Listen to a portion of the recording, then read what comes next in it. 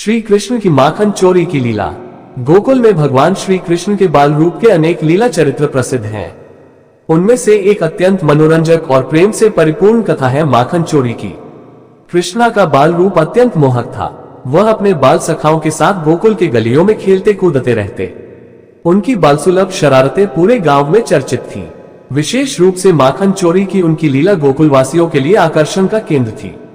एक दिन यशोदा माता ने देखा कि कृष्ण और उनके सखा मिलकर घर के माखन के मटकों को चुराकर खा रहे हैं। उन्होंने कृष्ण को डांटते हुए कहा, कान्हा, तुम बार बार माखन क्यों चुराते हो? क्या घर का माखन तुम्हें अच्छा नहीं लगता?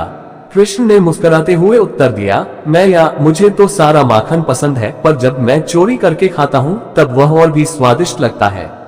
यशोदा माता ने कृष्ण की इस शरारत भरी बात पर हंसते हुए कहा, अच्छा, अब मैं तुम्हें और तुम्हारे दोस्तों को माखन चोरी करते हुए पकड़ूंगी। अगले दिन यशोदा ने माखन को ऊंचे स्थान पर रख दिया और सोचा कि अब कृष्ण और उनके मित्र उसे नहीं चुरा पाएंगे। लेकिन कृष्ण कहाँ हार मानने वाले थे।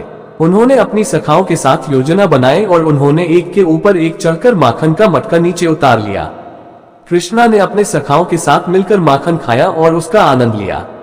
जब यशोदा माता आई तो उन्होंने कृष्ण को माखन के साथ पकड़ा। गुस्से में यशोदा ने कृष्ण को उखल से बांधने की कोशिश की, लेकिन वह सफल नहीं हो सकी। उनके सभी प्रयास विफल हो गए।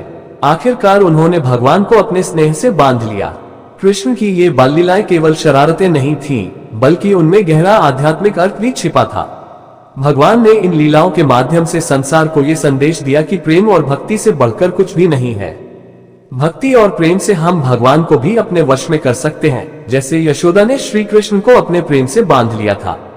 गोकुलवासियों के लिए कृष्ण की ये लीलाएं उनके जीवन का हिस्सा बन चुकी थी। वह माखन चुराने वाले छोटे कान्हा में ही अपने साक्षात ईश्वर का दर्शन करते थे। उनका मानना था कि कृष्ण केवल एक शरारती बालक नहीं, बल्कि स्वयं नारायण हैं, जिन्होंने गोकुल में अवतार लिया है। श्री कृष्ण की बाल लीलाएं हमें सिखाती हैं कि ईश्वर के साथ हमारा संबंध कैसा होना चाहिए।